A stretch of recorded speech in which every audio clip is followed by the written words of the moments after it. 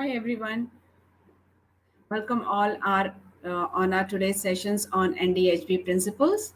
So last time we discussed about the MDDS, where Kishan has walked you through the details around MDDS. So today the focus will be NDHB, but yes, we are open to hear all the questions or anything you want to discuss towards the end of the session. We will shift to the meet link.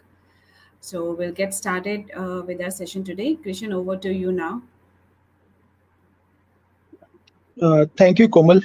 Uh, so today's session, we are going to cover the NDHM as Komal said. Uh, so could you move to NDHP? Yeah. Next slide, please. So last session we discussed about MDDS standards, and we discussed what all standards were introduced by the MDDS committee. So that described the what part of the standards. And now we are going to discuss the NDHM, which is the authority who is responsible for bringing all these standards and the architecture in place, the implementation part of the architecture. So as you can see this slide, and we discussed it in the last session as well, that most of the systems in the country, they are sort of silo systems. They have their own different architecture, different information architecture, different data models. So because of that, each and every system is designed with their own local identifiers. So there is no identifier which is common across the systems. And because of this lack of global identifiers or unique identifiers, you may say, whenever we are exchanging the data across the systems, each and every application is sending its own local identifier. So there is no alignment of those identifiers per se. And that is one of the sort of a stumbling block in achieving informed decision making, integrated decision making from the data which could be integrated from the different systems. So one is like there is no unique identifier. The other is architecture is different, data model is different, information architecture is different, and different application vendors are using different types of interoperability standards. So because and one of the major thing is lack of semantic understanding of data across the application. So there is no common meaning of data across the applications. We covered it in detail in our previous session. So ultimately, this is the current scenario, and this is still existing. A lot of applications are like that only. So because of that, there are two major challenges which government faces. One is they are not able to drive any data-backed health resource planning. So you may see like in the current COVID condition, government need a lot of insights from the different applications, the data from the different applications, and they need to take the decisions on the resource planning. So that is one of the major challenge in achieving that. The other challenge is, disease burden is very high, and we can't reduce the disease burden and provide any sort of coverage because that kind of insights are not available. Because data integration is a huge problem, and why data integration is a huge problem? Because of all these problems, what we are discussing: lack of semantic understanding across the applications, and no unified data architecture, no unified standards across the systems, and no unified identifiers. So this is the current state. So how to come over that state? NDHB, which is the National Digital Health Blueprint, so that has answer to know that question. So how to make an integrated kind of decision making, integrated decision making from data from different applications, how to reduce the disease burden, how to bring the data architecture across the applications so that data exchange could be unified. There could be semantic interoperability existing across the systems. So that was objective, some of the objectives, I would say, not all the objectives. Some of the objectives of bringing National Digital Health Mission. Yeah. Next slide, please. So, so you may see like we are talking about a lot of standards here. In the last session also we discussed some of them. So India has implemented standards, but these are still in isolated, fragmented pockets so far, because some systems, for example, in all the payer systems, whenever we are sending the claims data, we need that the different payers and the different TPAs, they need to convert that data into the ICD-10. So they are using ICD-10 PCS for that. So there is some bit of implementation of ICD when the TPAs are submitting their reports to IRDA. So that standard is there. Even in the government hospitals and the private hospitals, they need to submit their medical record documents in ICD-10. At least in government hospital, it is like that. So the reporting is done, the reporting of the MRD data, which is the medical record data. So they use ICD-10 there. But if you see a common healthcare application, so ICD-10 is still is not implemented in full scale. So in the partial way, you may say standards are implemented. So EHR committee, brought the EHR standards which were notified in 2016, and the MDDS standards we talked about. So these are also notified in 2018. So all these standards exist there. They are partially implemented. LOINC standards are there. We are still working on bringing the interoperability based on LOINC standards in India. So a lot of work is going on. SNOMED is there. NRCS, CDAC, is the resource center for, introducing all these SNOMED codes. These are distributed and, released by NRCS India. So basically, standards are there, but these are not yet implemented. Similarly, in the facility registry, a lot of different facility databases exist there. So a lot of work has been done there. So NIN project was implemented by the government. So a NIN, unique national facility identifier, was allocated to the different facilities. NHRR compiled a lot of data from the public and private health facilities. Similarly, all these different provider organizations, they developed the Rohini database for the sake of exchanging the facility ID with the payers. So these three databases exist on the facility side, and there's a lot of duplication of data as well. So now the recent national facility registry which has come. So one of the point discussion is how to synchronize the data from these different registries, how to maintain the pointers of the data from all these existing databases into a single place, because registry need to be a single point of source, a source of truth. So all these things are there. So I would say standards are there. It is not like India is completely blank or completely clean out of standard implementation. It's not that. There is a lot of awareness about standards, and partially these are implemented. Some hospitals have implemented standards in their EMR systems, HMIS systems, but others have not. CDAC has implemented a lot of standards in their HMIS system. NIC has implemented a lot of standards in their HMIS system, but on the private side, still a lot of systems exist which do not have any sort of implementation or some partial implementation. So that is the current state. Yeah. Next slide. So in order to solve all these problems, health data dictionary is the utmost requirement for any country to sort of bring a harmonization across the different information standards.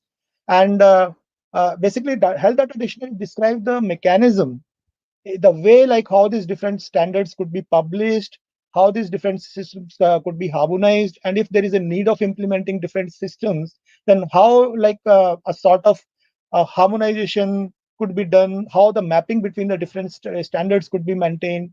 So that everything is published by the different countries in the form of data dictionary, health data dictionary.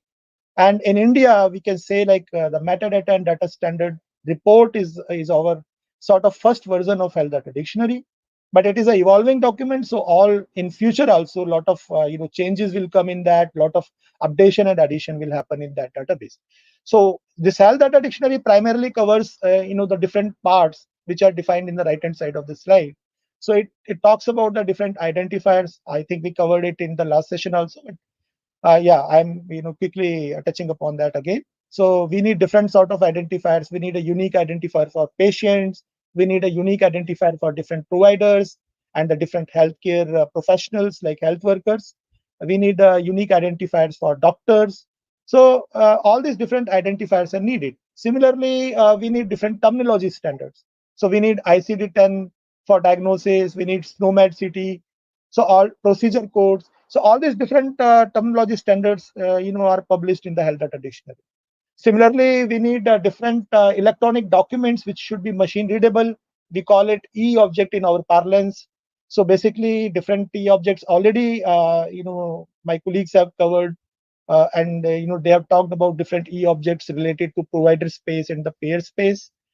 And Health Data Dictionary also need to provide a clear and unambiguous definition of the different terminologies which are used in healthcare. So for example, SNOMED also do the same thing as we discussed. SNOMED provide a very clear and unambiguous definition of the different terms.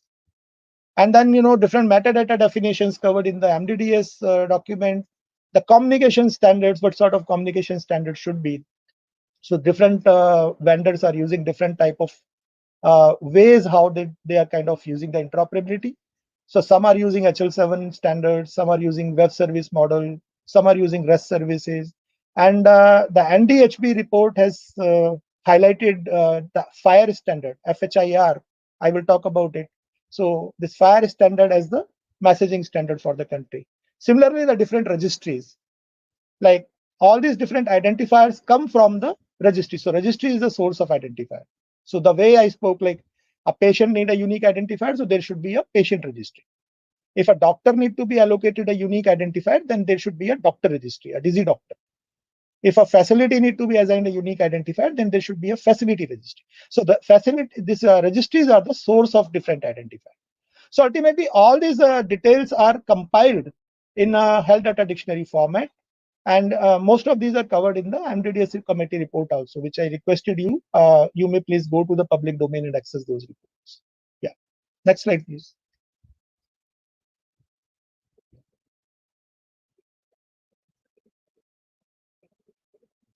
So MDHM. So in the MDDS committee report, there was institutional mechanism was defined towards the end of the report, and they talked about a national, NEHA as a architecture, NEHA as authority basically.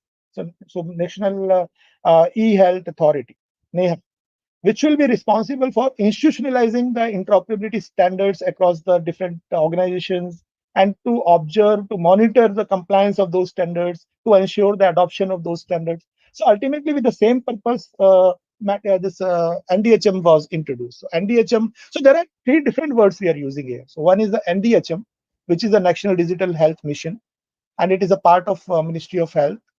And there is a word called NDHB that we are sort of commonly using. So NDHB is the blueprint. It's a National Digital Health Blueprint. So this is a compilation of the architecture, the design principles, the building blocks, and the different. It also covered the timeline and the different institutional structure. Part of that report. So that report was published by the government in 2019, the Ministry of Health in 2019. Similarly, we are using a word called NDHE. So NDHE is the National Digital Health Ecosystem. So ecosystem is what we want to achieve. So fundamentally, NDHM is the authority who will be managing the implementation of NDHB, the implementation of the different building blocks defined in the blueprint document to ensure that the NDHE comes out of that. So a ecosystem is the target, basically. A ecosystem where standards are implemented, there is a well-defined mechanism of exchanging the data, and it is all based on federated architecture. So I will speak about it in detail. So the preface of NDHM, it talked about certain things here, if you can notice. Like it talked about creation of district level electronic databases. So they are talking the federated architecture up to the district level, basically, and even below that. So basically, the district level, there should be different databases maintained. And now recently, the cabinet has approved, some, financial allocation for the setting up of HMIS at the district levels. So that is all the concrete implementation part of NDHM, NDHB, NDHM. And then establishing the federated national health information architecture, that is the target of NDHM.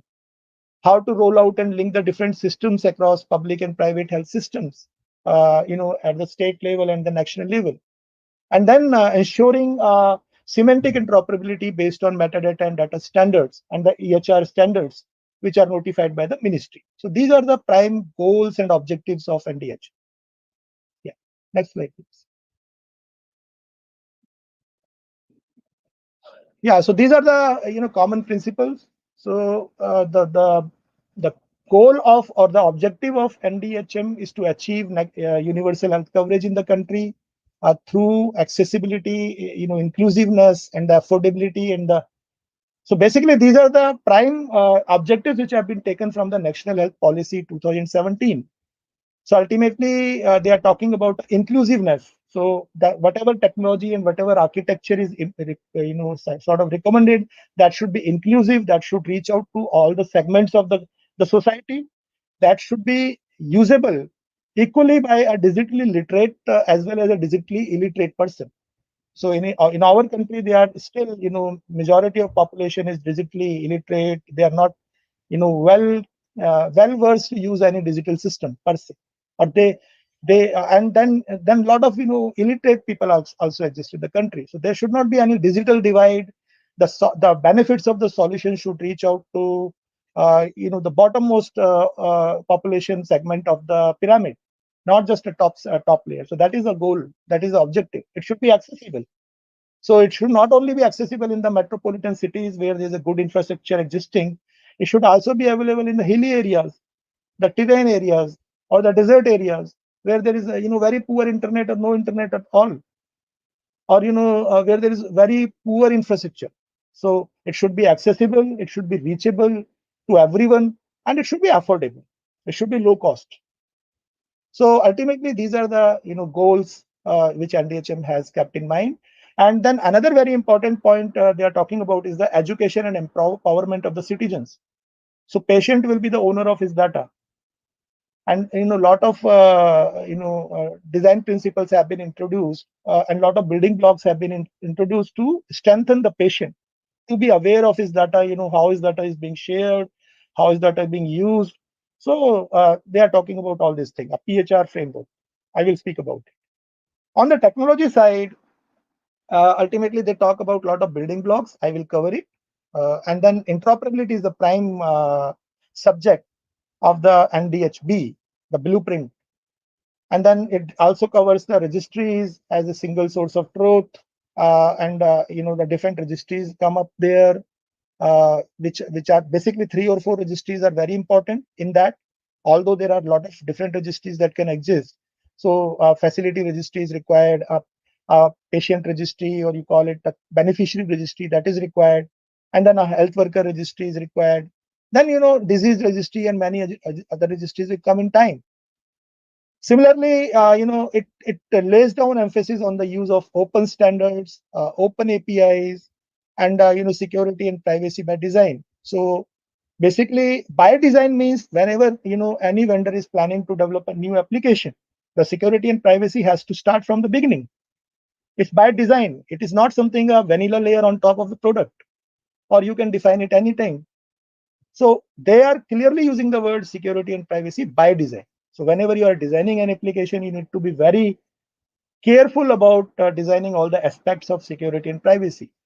So ultimately, from a historical perspective, this NDHB is the version which has been defined in the India architecture.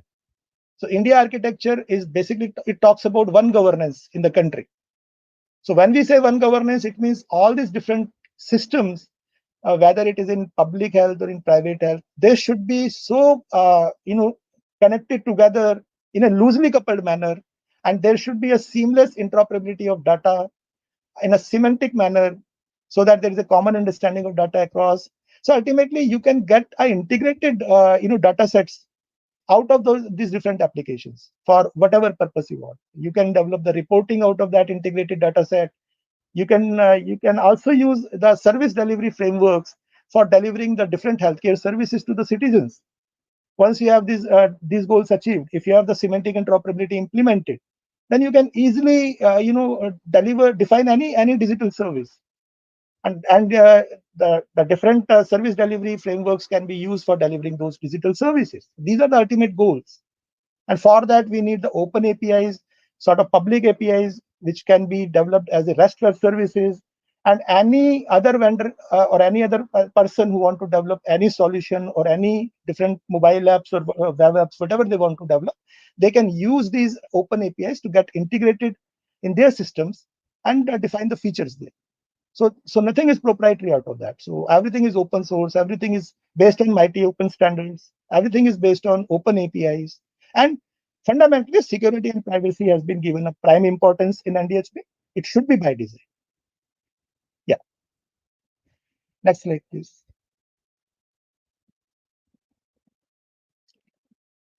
So this is a slide which is briefly covering the scope of National Digital Health Mission. So basically National Digital Health Mission, which we call NDHM.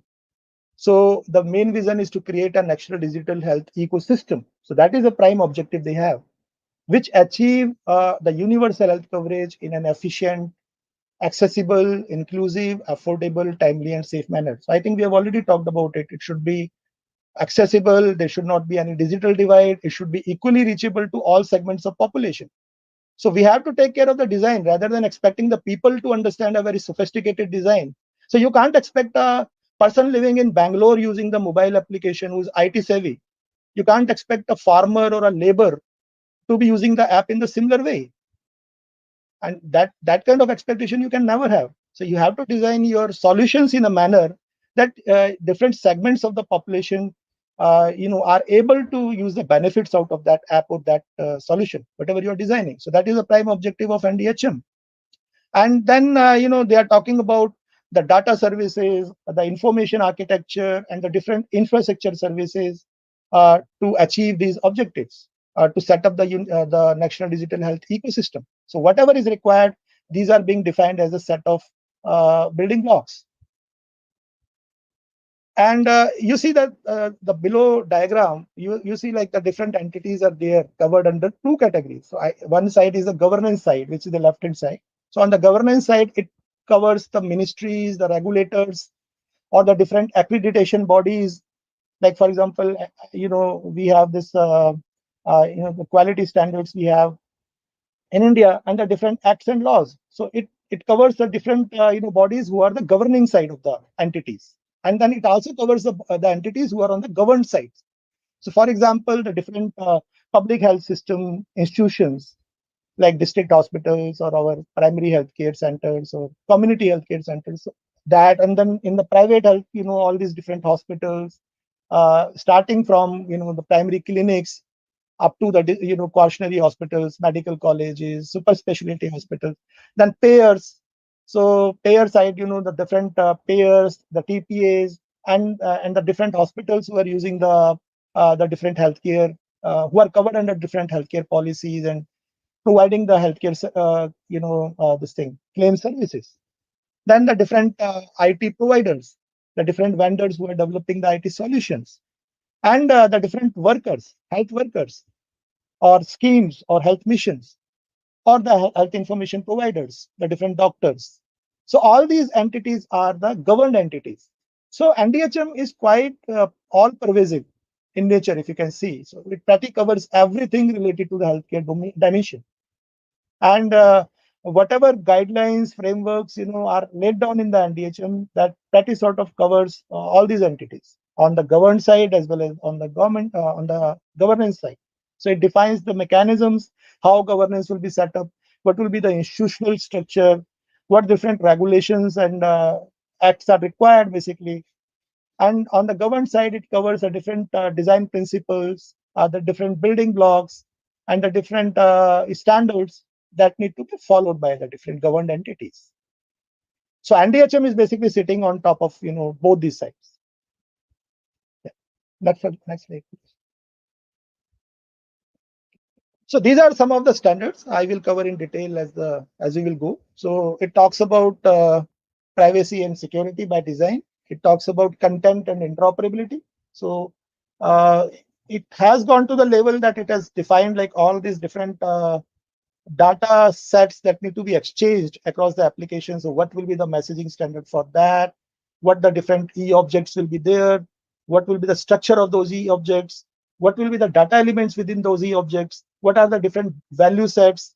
and the code directories that are required for populating the different standards. And so everything is covered in the building block of NDHM. Similarly, the consent has been introduced in the country. Like patient is the owner of his data, so different type of consent methodologies need to be implemented for that. So it can be consent at source, or it can be consent for sharing of data. It can be informed consent, and different policies like opt-in policy, opt-out policy. So everything is coming in the consent related standards. So primarily the patient safety and quality of services. So NDHB, which is the National Digital Health Blueprint, it covers the different standards under this category standard. Yeah, next. So this is a very broad, the building block structure which NDHB has introduced. I would not say the architecture, but yes, it is sort of that. So ultimately, it defines the 5 horizontal layers and the 3 vertical stacks. If you can see, so the 5, these different horizontal layers. Each layer is basically talking about a particular aspect of the architecture. When we design the different healthcare solutions and the ecosystem architecture, or we call it enterprise architecture. So all these layers have the equal importance in that. For example, whenever we are designing an application, we have designed a product, so we need to deploy it somewhere. So here the NDHM talks about the health clouds, the secure health networks, and the security and privacy operation center. So basically, on the health cloud side, there is a guideline in NDHB that all the government applications will be hosted on the government, which is the Meghraj, we call it. It is the cloud hosted by MIT. And similarly, for all the private sector applications, it can be any hybrid cloud. So hybrid cloud is a combination of public and private clouds. So these are different terms actually. You need to understand it. So public cloud, we all know, like Amazon is a cloud, or for example, Google Cloud. Google Cloud has recently introduced their new data center in Delhi, if you are aware, in the July itself. So then, similarly, Azure has their own cloud. So we can take any cloud and we can host our product, on top of cloud. So these are sort of public cloud, because we are kind of hosting our products and solutions on a shareable cloud model, which is shared across the different organizations. So whatever resources we are using on the cloud, it is shared across the different organizations, and it is a cheaper option also. It's a very highly scalable option. We sometimes call it hyperscale cloud. But then there are different organizations who have the sort of concerns about putting their sensitive data on the cloud because of this reason, because it's a public cloud, and different other entities data is also existing on the same cloud. Sometimes the competitor data is also existing on the same machine in the cloud where your data is being hosted. So to safeguard those kind of concerns, most of the organizations keep their data on the private cloud, which is a cloud managed by the organization, or a cloud which is sort of in control of that organization. And ultimately, there is a VPN connection can be set up between the public cloud and the private cloud. So all the outward communications will happen on the public cloud only, and they can leverage the scalability and the network infrastructure of the public cloud. And to make a connection with the private cloud, they can use a VPN sort of connection. So this way, they can safeguard their private data. At the same time, they can leverage the benefits of a public cloud infrastructure. So this sort of model where public and private cloud combine together, we call it a hybrid cloud. So for that purpose, NDHM has laid down, all the health related solutions will be hosted in the private side on the hybrid cloud, and in the government side they have their own community cloud where all these public health related applications are already hosted there. So all the health related applications will also be hosted on the same community cloud, Meghraj, we call it. Similarly, there will be a secure health network for hosting all these applications.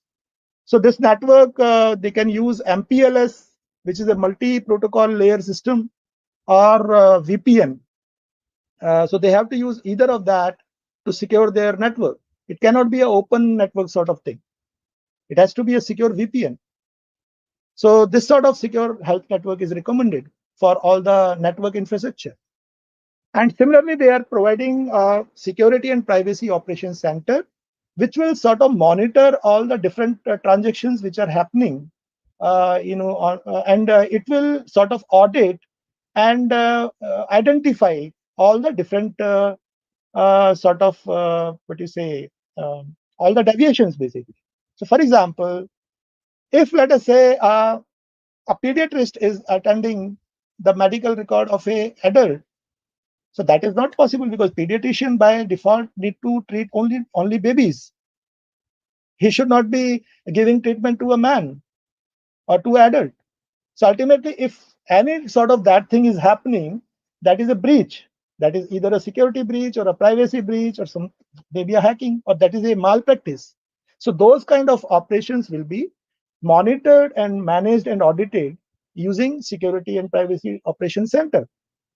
So ultimately, they will have different event correlation mechanisms, AI and the ML tools to sort of capture all sort of events and analyze those events, and based on that, create some kind of a auditing report as well as the monitoring alerts. So that will be the operation of security, and it will cover both. It will cover both. It will cover the security. If there is a ransomware that has attacked some cloud, so that will be noticed by the SOC. We call it in short basically. Security operation control is SOC. Privacy operation control is POC. And sometimes the same operation center can have both the functionality. So ultimately, whenever there will be a breach of security, whenever there will be a breach of privacy, if let us say consent was not given, and without consent, some organization or some third-party organization try to access the data, try to steal the data, that will be monitored by the SOC. So they will have the event correlations. They will have a correlation engine basically. They will have they will have the monitoring tools. They will have the AI ML tools to analyze and detect any sort of deviation that is happening. So that is the roadmap which NDHM is bringing. So you may imagine how strict this entire model is going to be. So nobody can escape the eyes of SOC or POC in future. Similarly, on the database side, NDHB talks about the different identifiers. So as we are already speaking, so all these different identifiers need to be there. So basically registries need to be there. So different registries will be set up. Some registries may be set up at the central levels. Other registries may be set up at the federated layer by each state. So different registries will be required. Similarly, electronic health record architecture is required, which we call as a health information architecture.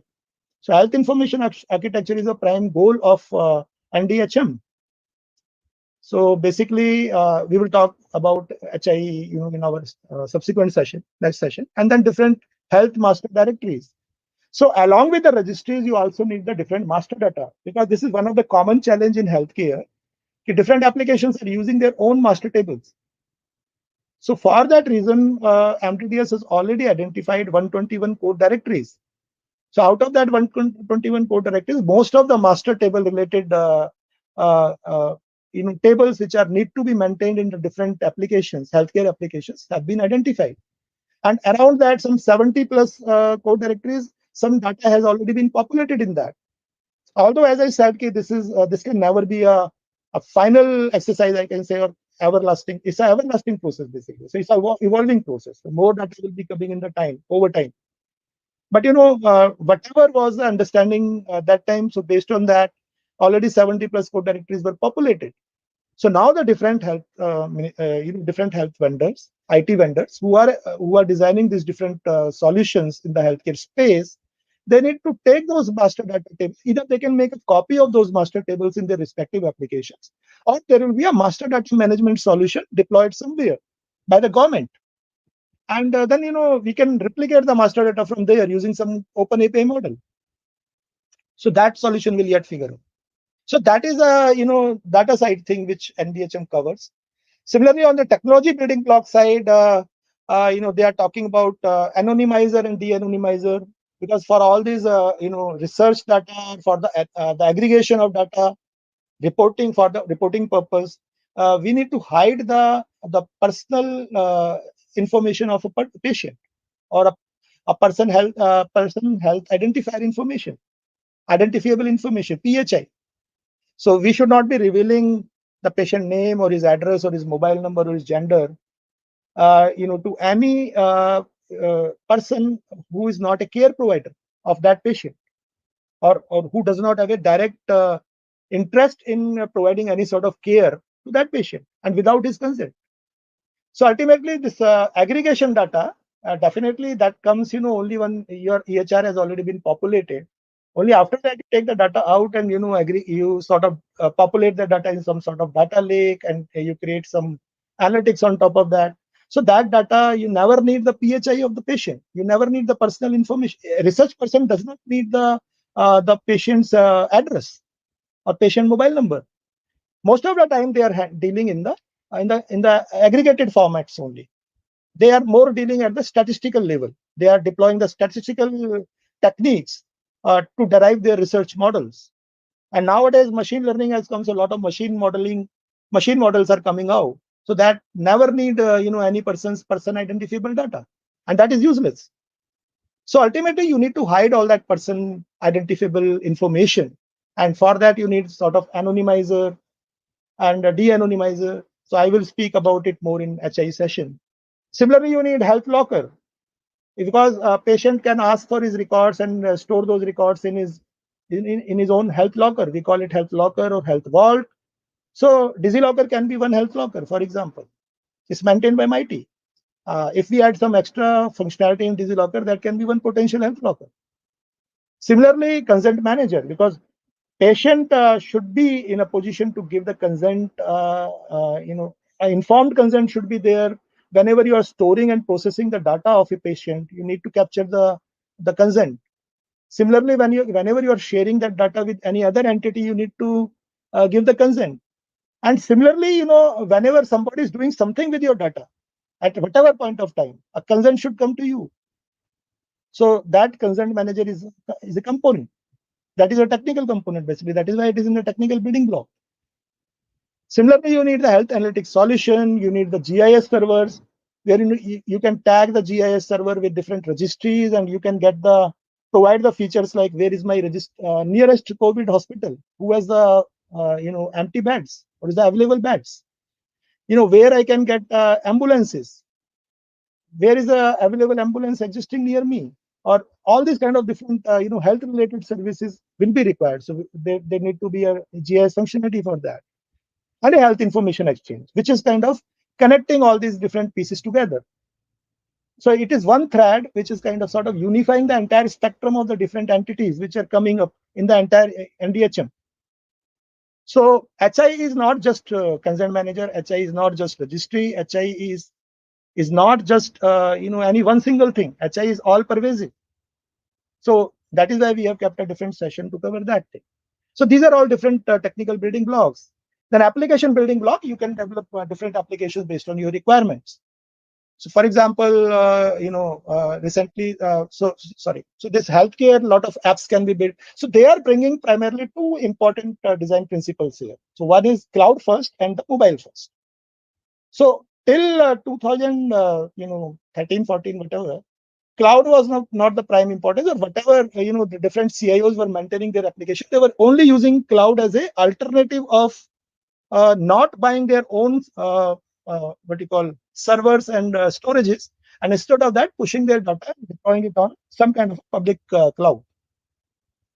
So that is a common understanding still today with a lot of CIOs. They think like, okay, in order to convert my capex into opex, I need to deploy I purchase some account on AWS, some account on, for example, any Indian cloud vendor, and I just host my server on a VM machine, Amazon EC2 machine, and I purchase some network connection.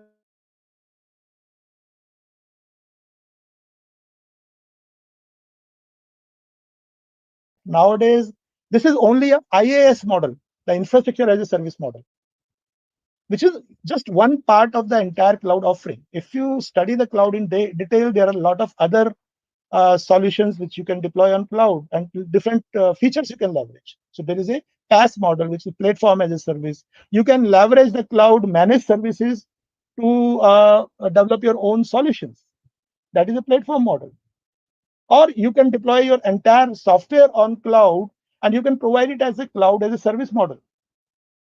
So IaaS, PaaS, and SaaS, these are three different cloud offering models. So ultimately, all cloud first, when we say, it means the basic design of your application should be able to leverage at least the PaaS model of the cloud, not just IaaS model, not just as an infrastructure, but at least you should be able to use the platform as a service feature. You should be able to host your application as a cloud as a service model. That is the meaning when we say cloud first. And whenever you are sitting to design any application, like suppose if I am an architect and I'm designing any application, I should be focused on designing the features in my application which make it cloud ready. Cloud first, basically. So enabling the features to utilize all the platform as a service features from the cloud and able to host my application as a software as a service model. And similarly, mobile first. So whenever we are developing the application, it should be able to be hosted on different delivery channels. It should be able to host on web platform as well as the mobiles. So privacy and security by design, cloud design, cloud by design, or kind of what you call mobile by design. So that is the prime objective, what NDHM is bringing in, because you cannot use the old methods of developing the application if you want to run and sustain the future growth that is happening in the healthcare, in the digital health. So you need to be on the cloud and not just hosting the products on the cloud. You need to be software as a service enabled model. You should be, mobile capable. Your solution should be hosted on the mobile. Most of the people use the mobile nowadays, so there's a greater penetration of mobile in the country. So these are the design principles which NDHB is talking about, and then you can develop different applications on top of that. And the access and delivery, this is the last building block, this thing layer, top layer. So different applications can be built on that. So you may have the India Health Portal. India Health Portal is already there by MIT. So within that India Health Portal, you may kind of integrate all these different digital services which are delivered on top of all this below 4 layers. Basically, you can leverage all these bottom 4 layers, and you can provide the different delivery, different digital services, integrated digital services delivered through the health portal to everyone. So each and every international country has a health portal for their patients. They have a patient portal. They have a provider portal, except India. In India, it has a India Health Portal, but it is not, sort of that popular yet. Many people are not yet familiar about the existence of that. So more and more services need to be brought in the window of India Health Portal. That Umang portal is there. You might have heard that different ministry services are available through a single window on the Umang portal, Umang apps. So same way, all the health-related services could be integrated through the Umang portal. Then a lot of social media app can be there, call center related applications can be there. So all these different applications can be built. And the vertical side, if you see, so one is these 5 layers. The other is health standard. If you can see, is percolating across all the five layers. So health standard, you cannot think like it is related to one layer or other. Whenever you are designing, right from the infrastructure till the access and delivery layer, you need to take care of the different health standards. And health standard is not just terminology standard, it's one of that. Health standard is a collection of different standards. I will cover that.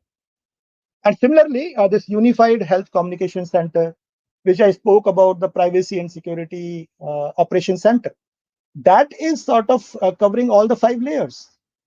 So it will monitor the infrastructure, it will monitor the data hubs, it will monitor the technology building blocks, it will monitor the different applications hosted, it will monitor the different ways these application services are delivered.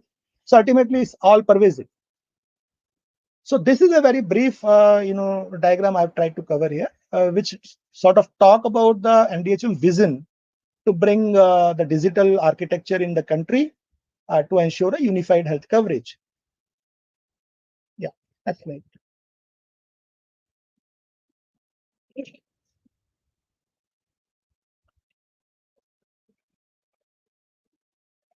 Can you move to next slide, please?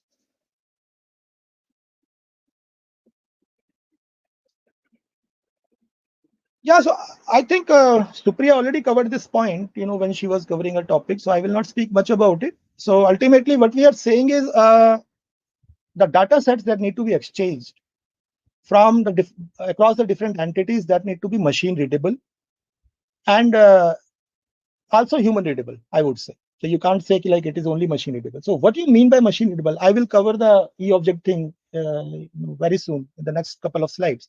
But sort of India is building a common health platform architecture, exchange model, where all these different standard claims in the form of e-objects, the machine readable objects, could be exchanged between the provider and the payer. And even the payers can exchange it further so within the payer you have TPAs, third party administrators, and the insurance companies.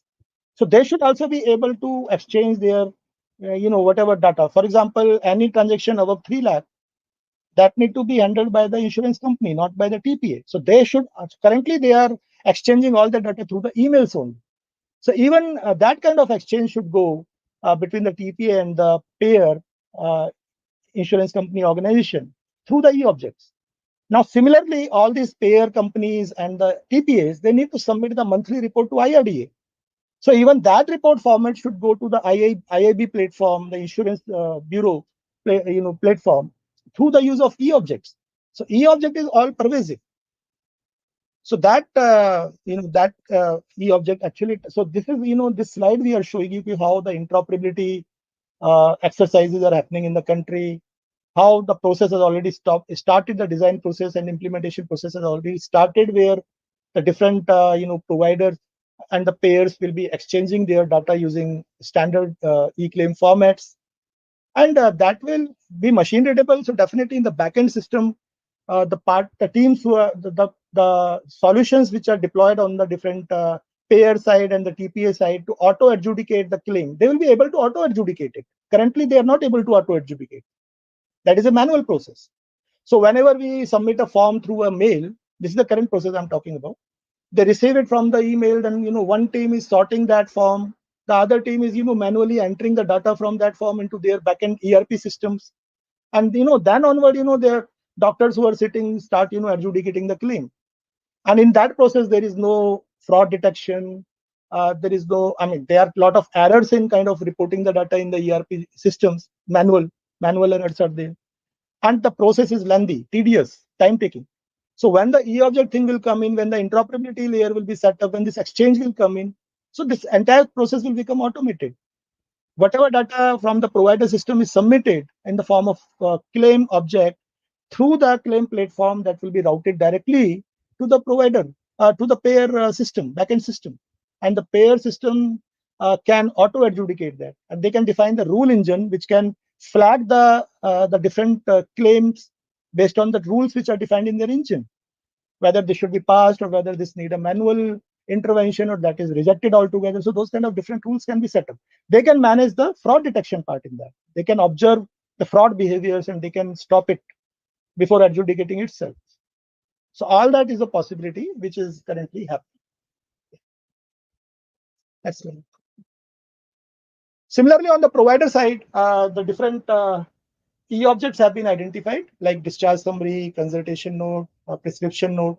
Because we are talking about telemedicine nowadays, so telemedicine, when a doctor and a patient is sitting on the mobile, and doctor is giving the consultation to the patient, you need to submit a electronic prescription to the patient. So that electronic prescription should be definitely in the electronic format. It standardize the format of that electronic prescription. The e-prescription object has been defined. Similarly, the different hospitals, they are providing a discharge summary. Whenever inpatient is discharged, it can be a discharge summary or it can be a death summary, depending on the outcome of the patient. But that again need a standard format. So one is this e-object is solving the problem of a standardized format that is taken care, across the application, the same format will exist. Two, the different standards, the different value sets which are required, the different code directories which are related to that e-object have been identified and applied. Three, the messaging infrastructure is very simple. It is based on JSON. So JSON can be directly integrated with the form templates, your screens. So there is no need to develop a very robust, very complex sort of system layer to convert your data into e-object. You can design your forms as per the e-object structure, and you can directly take the data from the form to the e-object using some kind of technology like accessibility or whatever. You can use XML, you can use JSON, although JSON is preferable one because if you compare the size of JSON is quite less than XML, then you can use the different validation of mechanisms to validate your JSON schema or your XML schema, whatever you have. So ultimately, that will take care of the standardization. This entire thing is done for standardization. These e-objects are the carriers of interoperability. These are the units of interoperability. It's a basic unit, a basic currency. So you have the entire financial economy, but your basic currency is rupee. So once you have defined your rupee value and you have set up a value chain based on the exchange of rupee, then entire financial economy can be erected in the country. So that is the ultimate object. When we are bringing these different e-objects. Yeah, next slide.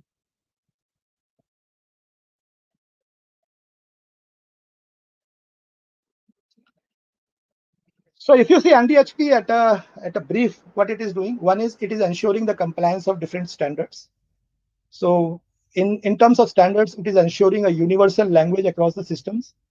So it has recommended FHIR, FHIR as a standard. All these e-objects are modeled based on FHIR. Within the FHIR, there are different value sets. Value set, if I remind you again, value set is a list of the values which can be accepted by a data element. If it is a multi-value data element. If it is gender, then it will accept M for male, F for female, or T for transgender, for example. And then certain data elements, you need a very large set of values. For example, the diagnosis code. Diagnosis code, ICD-10 has been recommended as a code directive for that. So it will accept the value from the ICD-10.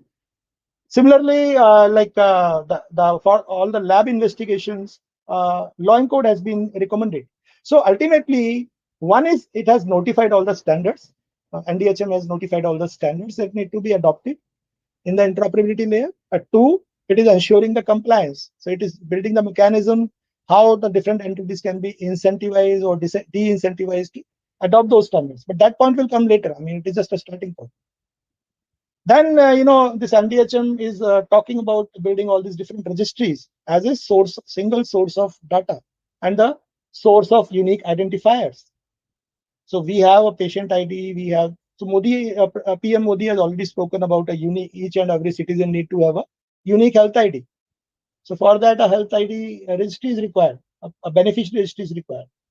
So basically all these different registries, the design, everything is currently going on in the NDHM side. Then electronic health records. So health information exchange is required for the interoperability of all these different electronic health record, EHR standards and the FHIR and the e-objects. It defines the different standard formats of what your discharge summary will look like, what your claims related data sets will look like, what your prescription will look like. So everything will be standardized. Similarly, the HI part will handle the automatic referrals. So referral is a very important use case in public domain, particularly. Even in the private domain it is, but public domain it is most. They have the specific referral of hospitals existing across the states. So how the referral, how the inward referral will happen, how the outward referral will happen. And referral is not just the exchange of documents. It is a workflow. How that workflow will be implemented. And then how the data insight from all these different structured data can be there, because the goal of public health is to ensure a resource optimization and forecasting. So ICMR, for example, is doing a lot of disease related forecasting, lot of study analysis they are doing about COVID. They are regularly they are publishing those reports. So at the current state, even ICMR cannot get the data from their another ICMR office through an electronic interoperable manner. So it is all manual. Some sort of IDSP effort has been done in getting some sort of reporting, but that is half-hearted, not fully implemented thing. So once this interoperability framework will be set up in the country, so all these different entities will be able to get the integrated data from the different applications, and all these reporting indicators they will be able to get, so that they can do a better resource planning, they can do better disease management controls, they can reduce the disease burden, and they can ensure the coverage. They can identify who was the poorest section, who is getting maximum time, who has the vulnerability to that sickness. So they can attempt their efforts focused on that segment rather than the better ones, basically. So they can intelligently kind of distribute the resources. We have the scarce resources, we all know, in the country. We cannot have an infinite set of resources. So we need a resource planning, a better resource planning, distribute the resources judiciously. So for that, data insights are. So HI talks about data insight mechanisms. It talks about single source of truth of all schemas, and then this claim engine that is currently being built. So that will bring the electronification of all the claims, the mechanism, so that all these different provider payers and the insurance companies and the IRDA and the different regulators, everything will be completely integrated in the value chain. And that will solve the coverage problem a lot, because that will control your fraud management. That will ensure that with the coverage, with a greater increase in the coverage level, it can handle the volume, the tsunami of the claims that will come actually. And that is one of the biggest financial lever for the providers, because they will get their claims handled in a very lesser tact. So those things, NDHM is working on, and some of the things are already there, have come. Some are coming as a consultation, some will come. So that is the current process. Next slide.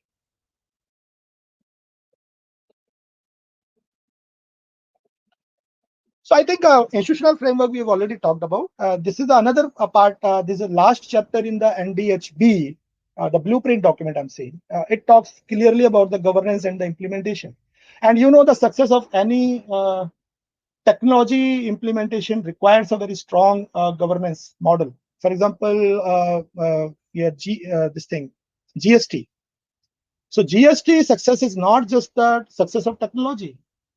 Success of technology is, some part of that. But biggest success is the conciliation between the different states and the centers over the agreement on the GST rates, over the distribution of the reimbursement of the money proceeds which is coming out of. So every single payment that we do, there is a clear separation of this is the CGHST, this is central, this is the state. So all these different GSTs are defined.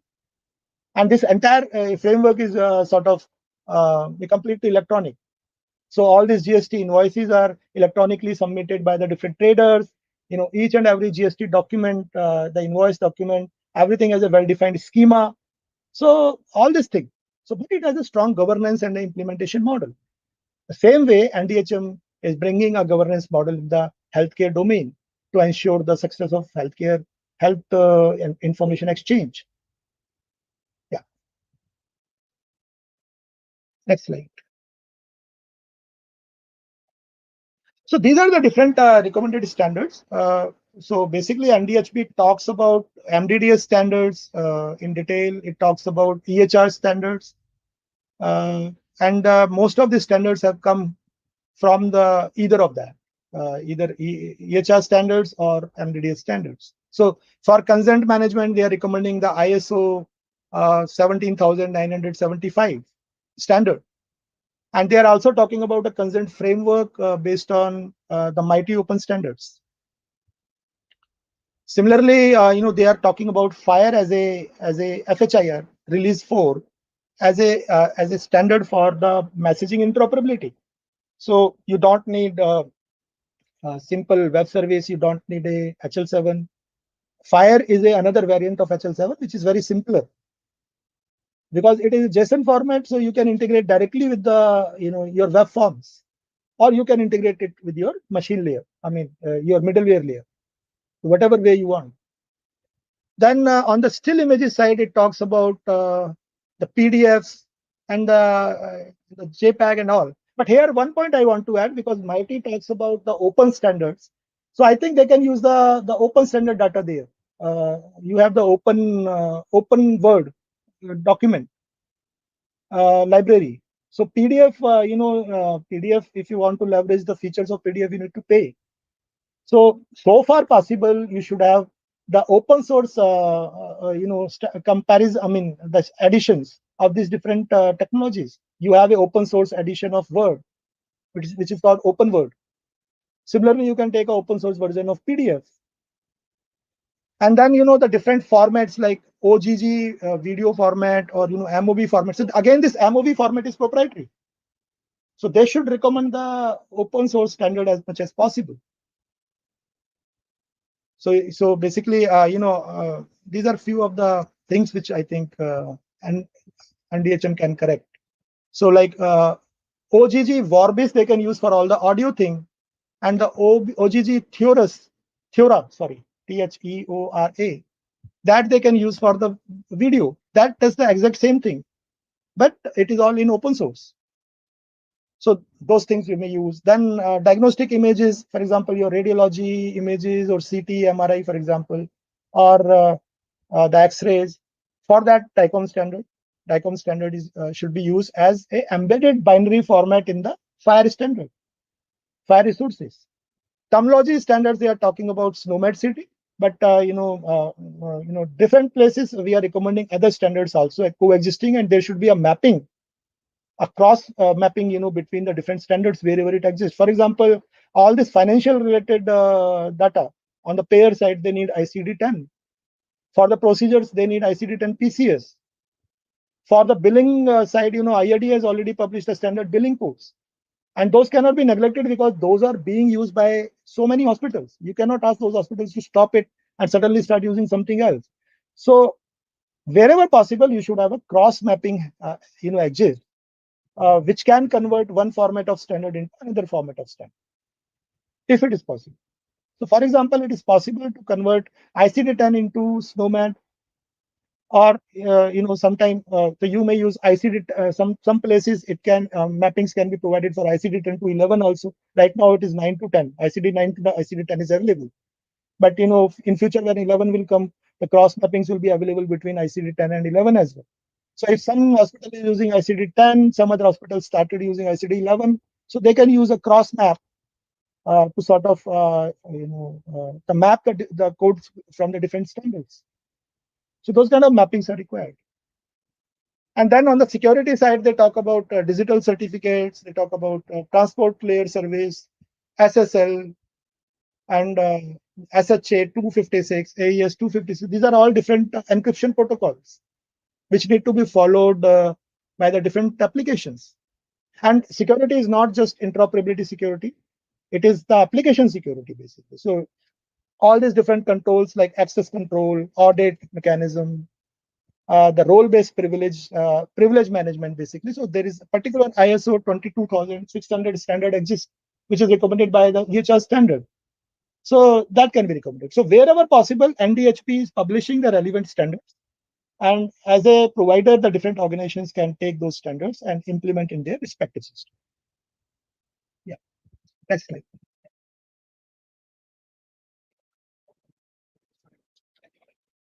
So I think we have already spoken about registries quite a lot. So registries are the source of identifier, and most of these 3 or 4 important registries, facility registry, person beneficiary registry, and the health worker registry. This is also called as a health professional registry, and the Digi Doctor. So all these registries will be implemented by the center, and rest of the registries like disease registry, those will be implemented by the respective states. But there has to be a clear mechanism defined how the federated architecture will ensure the distribution of the registry data across center and state. What sort of APIs will be provided, how the distributed query mechanism will be implemented. So some of these things will be, I will explain in the HI session. So ultimately, these registries are the single source of truth of data, and this is the source of the unique identifiers. Yeah. Next slide.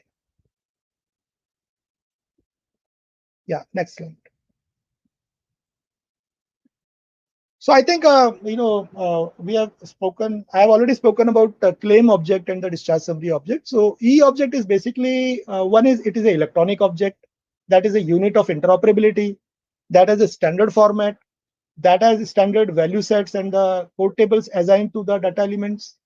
And the specific thing is we are recommending MDDS because MDDS is more closer to the Indian requirement that has been identified based on Indian requirement. So right now the FHIR, the vanilla FHIR cannot be implemented as is for the Indian requirement. NRCS has already developed a profile specification for most of these objects. So what we have done is we have identified the India specific value sets that need to be implemented on top of that. So either NRCS can make the changes in that, or somebody. So we have given the design, somebody can implement that and publish it for the entire country. So when we are kind of publishing these standards, we have to also take care of providing the validation and sort of verification tools also, so that whoever entity is receiving the message or sending the message, they should be able to validate and verify that this message is in the correct format. It is complying with all the different value sets that come across that has been defined.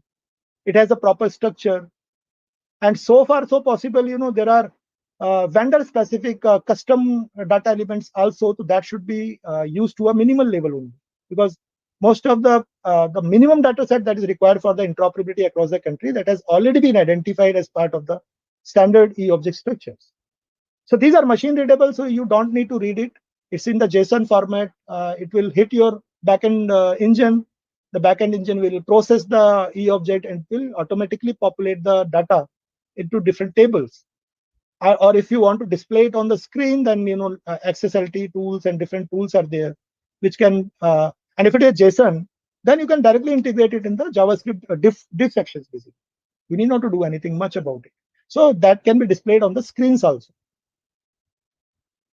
So the structure of these different e-object is basically taken based on the standard continuity of care document structure. So continuity of care document was implemented as a SOAP XML object.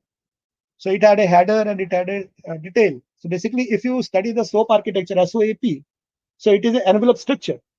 Within the envelope, it has a header and it has a detail body. Same way, we model these different objects. So each e-object has a header and a detail. Now, within the detail, it has some part of the detail which is standard across the different systems.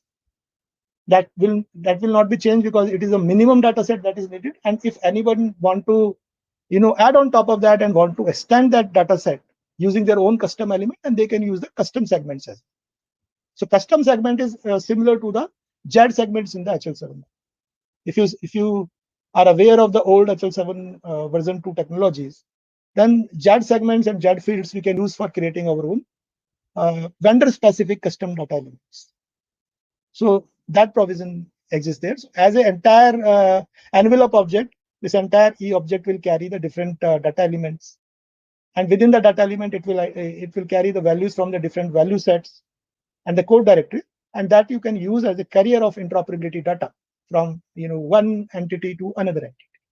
So primarily, all these e-objects will be the you can say, as I said earlier, also it is a basic currency of interoperability exchange.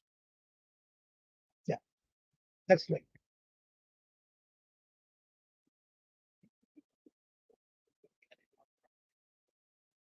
So I think I've already spoken that point. So you may move to next slide. So this is you may see like the claim object. So claim object, the header part, it identifies the minimum information to route that object basically. So whenever you are routing, you need to tell like this is the source where from the object has come. This is the provider organization ID. This is the target, which is the pair. So this is a pair ID, where it need to be routed. And this is the person whose this claim is related to, which is the patient or the beneficiary. So this is a beneficiary ID. So most of the time it is a different IDs that are part of the header, and these headers are encrypted using the digital certificates of the claim exchange platform. We call it SCP. And this is also digitally signed. So the hash value is kind of sent across, which will ensure the non-repudiation of these different claim objects. Similarly, the detail part, it will have the different segments like the clinical or the billing related summary or the pre-auth related detail. And the provenance resource in the FHIR that talks about, that contains all the data elements related to signatures, the digital certificates of the entity who has signed that claim, who has prepared that claim. So all that thing. And all this different detail part, that is encrypted with the key, with the digital certificate key of the respective payer systems, so that in between nobody can open that data. And the hash value is also sent. These are digitally signed. So hash value is also sent to ensure that when the object is reaching to the payer, so no kind of tampering of that object has happened in between. So this is to ensure the greater degree of trust in the usage of the claim object, because it's all money related. And for that, the registries, the NDHM will provide the different registries and the identifiers. API design is currently going on, which will ensure that different open APIs will be provided for exchanging the data between the payers, providers, and the insurance systems. Policy markup language is primarily not used in the SCP per se, but it is used on the provider side to sort of read the different policy documents in a machine readable format. And you may also go and further and validate those different policies, or maybe execute those different policies. So it's a machine readable format of the different policy documents. And then on the payer side, you need the different rule engines, which once it receives the claim electronic object, it is able to run all these different, it is able to fire all these rule triggers and sort of put the claim in three buckets, whether it is approved, or whether it requires a manual scrutiny, or whether it is rejected. And it should also be able to flag any claim which is sort of spurious or kind of a fraudulent claim. So for that, a lot of AI, ML related data insights can be built in the payer side systems. So this e-object will sort of help streamlining this entire process, because it will ensure auto adjudication, it will ensure fraud detection, fraud management. It will ensure even the anonymous the claim data sets that can be used for the policy analysis purpose also, like how many claims of a particular category were handled. So all those numeric indicators, or you call the different reporting indicators, can be generated on top of that. And that can be sent to PMJ, that can be sent to NHA, that can be sent to IRDA, that can be sent as a public data domain. It can be, the open APIs can be provided, which can be accessed by the different research scientists as well, researchers as well. So that is the current work which is happening in the SCP side. Next.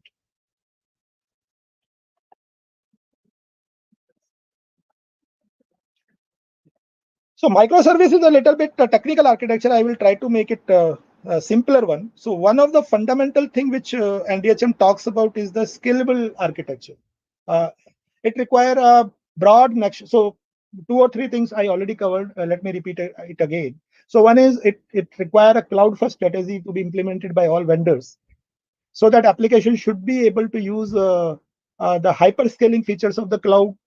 It should be highly scalable. It should be able to handle any volume of load, be it 100 user or be it the entire nation. I mean, if you have a pan India application and all of a sudden everyone wants start putting the orders through your application, it will become a pan India. So it should be able to handle the load. 2, it should be able to leverage the platform as a service features of the cloud. 3, you should be able to deploy your application as a cloud service, software as a service model. So for that, you need the cloud first strategy. You also need to build the mobile first strategy, so that your same application, when you're designing it, same time it should be accessible through different access delivery channels. It can be accessed over mobile. It can be, and mobile you have to always keep in mind, because most of the people are using mobile nowadays. Nobody is going and sitting in front of laptop and opening a web browser to open the application. So fundamentally, to cater this requirement, a different kind of architecture pattern was required, which was first identified in the India architecture, which defined the enterprise architecture of the country, and NDHM is a subset of that India architecture. So ultimately, this microservice architecture, as the name is telling, micro means small. So when you are building any application, any system, the older mindset is you develop the entire application as a single monolith, and you deploy the entire application on a single server with a single database. And within that application, you can develop layers. You can have a database layer, you can have a business logic layer, you can have a presentation layer. But this all the modules, like your patient registration is one module, your billing is another module, your clinical SOAP functionality module is another one. This everything is built in one single software. So challenge of that is basically when you are sort of making any change in that system, you need to sort of in fact, I will speak more in detail about that. You need to retest the entire application, because a single change in one module, you need to test the complete application, all the modules. Similarly, if you are managing the deployment of that application on cloud, the entire application you will bundle as a var file or as a jar file, whatever, and you will host it on the cloud machine. Nowadays we are using EC2 machine, or on the AWS, or we are using Dockers or Kubernetes. But the challenge in that is, if load is coming to everything, it is a single point of entry. Basically, you have a controller layer somewhere, and through that your all the web request to your software comes in, and then it is routed to the different modules. And these modules are very closely coupled to each other, tightly coupled to each other. So fundamentally, if you are sort of managing the load on that application, so what you will do? You will increase more RAM, more memory of that machine where you have deployed the software, or you will increase more processors. But that is all vertical scalability. Horizontal scalability, how will you do? Horizontal scalability, you need to partition the application, and you need to deploy the partitions across different applications. So for that, you need to break the application. You need to break your billing module separate, your patient registration module separate, your clinical module separate, your inventory module separate, and you can host all these modules, on the separate machines. So what is the advantage of that? The advantage is, suppose you have broken down your application into different modules, and each module you have deployed on a different machine with a different database, with a different server. Then if you are facing more orders are coming in your system, in your application, and your order functionality module is deployed on a particular machine, so you can increase a more number of that machines, rather than increasing the other machines where your inventory is hosted, or where your patient registration is hosted. You will increase the capacity of those machines where your order module is deployed. Similarly, if you are getting more and more patients getting registration, in that case, you will increase the capacity of the machine where your patient registration is deployed. So that is, and then also you can deploy your patient registration module instead of one machine. You can deploy it on 2 or 3 different machine nodes, and you can put a load balancer in front of that. So your load balancer will, at a runtime, it will balance the load. Whenever the load increases, it will balance the load. It will distribute the load using DNS algorithm, or using round robin algorithm, or whatever. It will distribute the load across the different machines. So that is called a horizontal partitioning of the machine. But for that, you need to design your application in a manner so that you can break it into simple, smaller services, and you can host these services on the different machines, different containers. And this is exactly the microservice architecture. So microservice architecture, you study the complete domain of the application. For example, the entire healthcare domain, how many modules you have, what all modules can be cleanly separated to each other. Like my registration system is not doing anything with the clinical note. Similarly, my clinical module is not doing anything with billing. My billing is not doing anything with the inventory. So these are logically separated modules. So first I need to do a domain analysis. Then I will break these different modules. And then each module I will convert into smaller independent services, which can be hosted on different containers or different machines. And then I need a mechanism, I need a middleware, which we call as an API gateway. So I need a API gateway where I can pass my all requests to the API gateway, and it can distribute the request to the respective machines depending on the request URL which is coming. We call it endpoint. I'm trying to talk it in a much simpler way.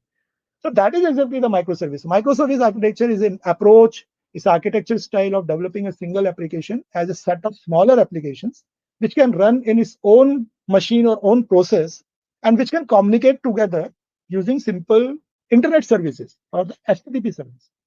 So that is called microservice architecture. And why microservice architecture is recommended? Because that will promote the horizontal scalability part, that will help you to achieve the hyperscaling features of the cloud. That is a cloud first strategy. And why it is saying the mobile first? Because in the API gateway, the same service you have developed and hosted, in the API gateway, I can write 2 kind of outputs, one for the mobile, another for the web. or maybe the third one for IoT. Maybe in future, if IoT will be integrated, it will be IoT. So fundamentally, I need not to change the logic for the entire application design. I will only change the smaller logic. I will change in the API gateway. So that will be achieving the mobile first and the cloud first strategy. And it can be horizontally separated, so it will achieve the greater level of scalability. You can achieve scalability at a district level. You can achieve scalability at the state level to that larger extent. Right now, so what happens is a smaller vendor is hosting the application. Even the 100 users can't manage on top of that. I mean, they start facing the problem, and they're spending quite an effort in DevOps operations, the maintenance and the testing and those kind of things. They are putting a lot of efforts. But once the microservice architecture is adopted, that will take care of. Why it will handle the maintenance thing? Because if you are making a change in billing module, you will only test the billing module. You will not test registration, because registration module is separate. You will not touch it. And similarly, if you are sort of so you can host you can distribute your resources as per the application requirement. What is your priority in terms of releasing the different features? Based on that, you can prioritize your team size or the team distribution and all. So those kind of advantages come with the microservice. Next slide.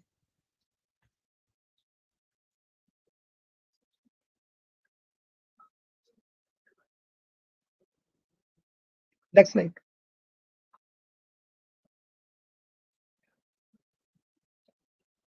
I think this I have already spoken. So one of the important feature is the microservice architecture. Each service has its own database, and it should be, because you are separating it from the other modules and deploying it separately, independently.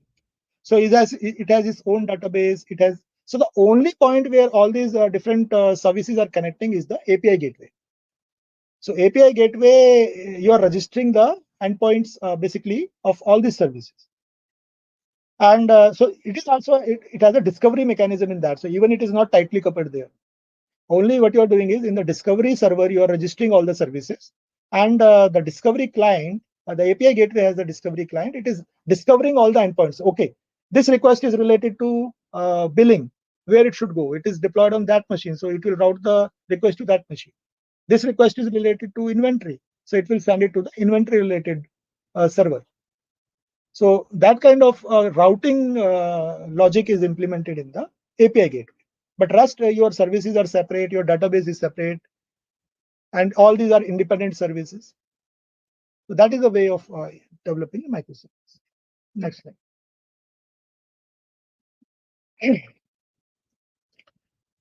So as we have already touched upon the point, monolith application is hard to implement, hard to modify. If you make change in one part, it may require the complete rebuilding, testing, deployment, everything. And your entire application will be a single WAR file. We call it WAR file or jar file. So this entire application will be a very overloaded container, web container.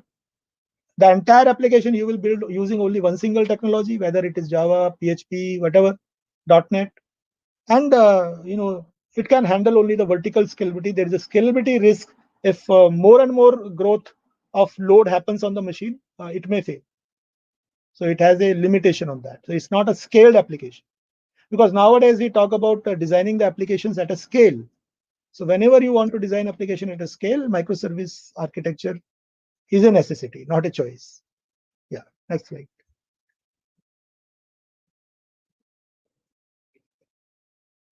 So these are the different benefits. Some of them we have already spoken. So one is each and every module that you divide, it is very small, and it is basically divided not based on technology. It is divided based on the business functionality.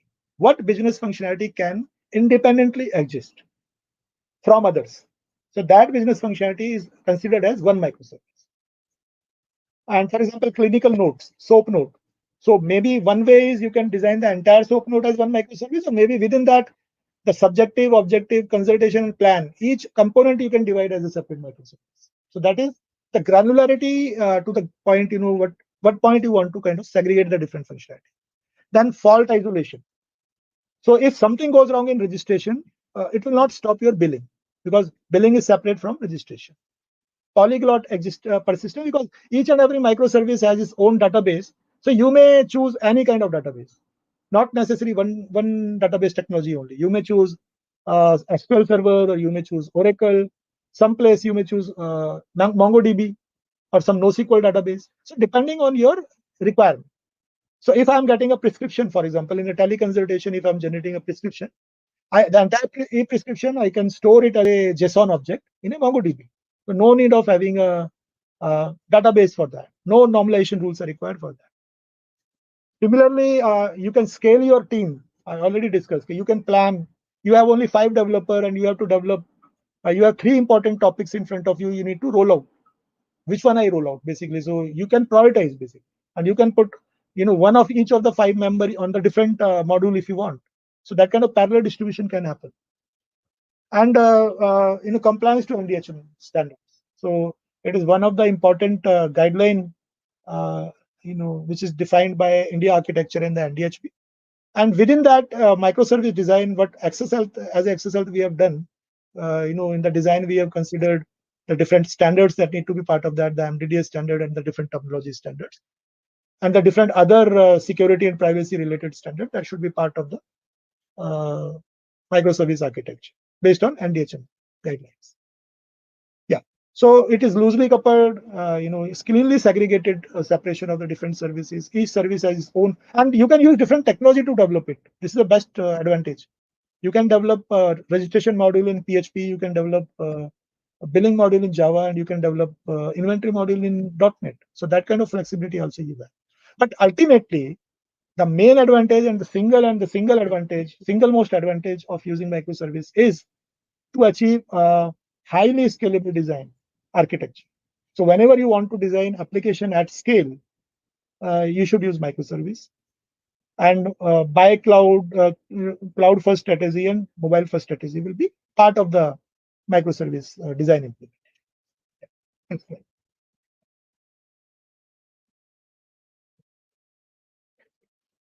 So that was the presentation.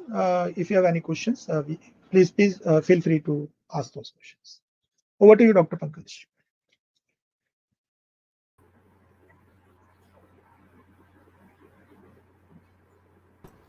Thank you, Krishan. We can join the link. Go ahead, Dr. Pankaj. No, nothing to add. Pretty well covered. So I guess we can go to questions. Yeah, so please join the Meet link and we can take up all the questions on that.